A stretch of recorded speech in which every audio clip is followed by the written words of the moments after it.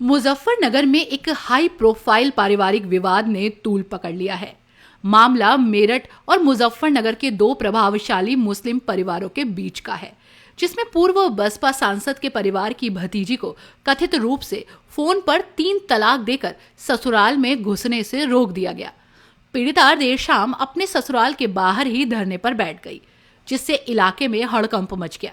जानकारी के मुताबिक मेरठ के पूर्व बसपा सांसद हाजी याकूब कुरैशी के भाई हाजी इरफान कुरैशी की बेटी जेबा परवीन का निकाह 2020 में मुजफ्फरनगर के खालापार निवासी और प्रसिद्ध चमड़ा कारोबारी मरहूम हाजी माफिस के बेटे हाजी फराज के साथ हुआ था। शादी धूमधाम से हुई थी और शुरुआती समय में सब कुछ सामान्य बताया जा रहा है। आरोप है कि करीब 1 साल पहले फराज ने व्यापार के नाम पर जेबा के भाई से लगभग 4 करोड़ रुपए उधार लिए। पीड़िता का कहना है कि पैसे वापस करने की बात करने पर उसके साथ अक्सर मारपीट और मानसिक उत्पीड़न किया जाता था। जेबा के अनुसार कुछ दिन पहले उसके पति ने उसे ये कहकर मेरठ भेज दिया कि उसकी मां की तबीयत खराब है। जब मेरठ पहुंचकर उसने अपने पति से फोन पर पैसों को लेकर बात की तो आरोप है कि फराज ने फोन पर ही 3 बार तलाक कहकर संबंध खत्म करने की बात कह दी। मंगलवार शाम जब जेबा परवीन अपने ससुराल मुजफ्फरनगर के खालापार स्थित घर पहुंची तो परिवार के लोगों ने उसे घर में प्रवेश करने से रोक दिया।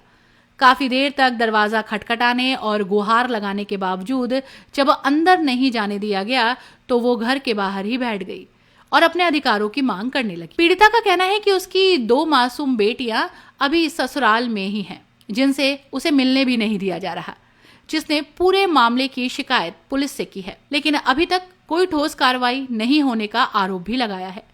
जेबा परवीन ने प्रदेश सरकार और पुलिस प्रशासन से न्याय दिलाने तथा अपने वैवाहिक अधिकारों की बहाली की मांग की है।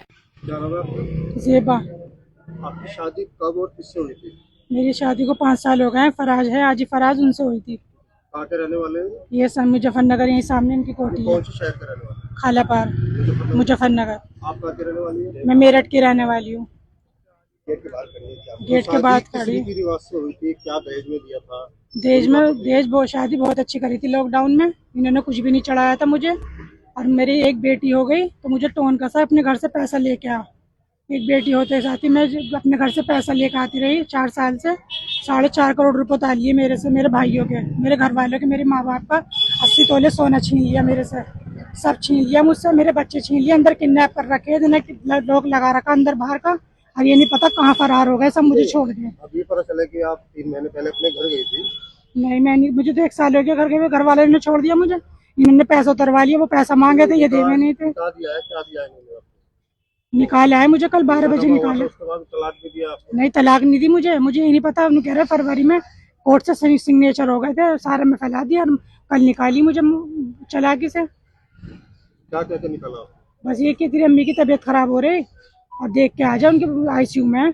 मैं चली गई, मुझे घर की गाड़ी से भेजी, अपनी टैक्सी करके मुझे निकाल दी। बस मैं अपनी अम्मी को देख के जैसे गाड़ी बाहर आई ना आने के लिए अपने बच्चों के पास, उनके बच्चे छोड़ के आई हूँ। बच्चे लाने नहीं दिए थे मुझे।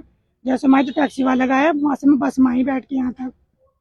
गेट पर खड़ी है, मैं गेट नहीं, कोई नहीं बोल रहा। सब ये कह रहे हैं कि हमने तो तलाक दे दी, इसे निकाल दो, हम इसके बच्चे नहीं देने के।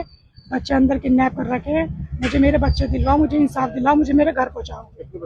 2 बेटी, एक 4 साल की, एक 1.5 साल की। तो अभी आप क्या चाहती हैं? मैं चाहती हूँ मैं अपने बच्चों में जाऊँ। अभी योगी सरकार में नारियों का सम्मान और सुरक्षा की बात की जा रही है, जी, तो क्या आप मांग करती हैं योगी जी से? मैं ये मांग करती हूँ, मुझे इंसाफ दिलाए, मेरे बच्चों के पास मुझे पहुँचाए।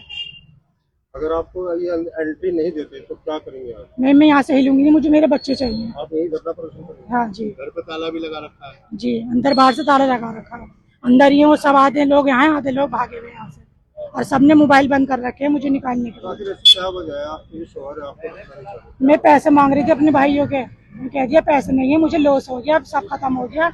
पैसा मांगू थी, मारे थे, पीटे थे, सब देवर मारे थे, सारे जेठ मारे थे। जेठानी गंदा सलूक कर रही थी, बहुत ज्यादा बदतमीजी कर रही थी। 12 बजे चालाकी से निकाल दिया टैक्सी वाले के साथ, और ये कह दिया कि वो भाग गई। झूठा इल्जाम लगा दिया मेरे पे। तो आपने पुलिस में कंप्लेंट कराई? जी, करा दी। ऐसी ही खबरों के लिए रॉयल बुलेटिन को सब्सक्राइब करें, लाइक करें और शेयर भी करें।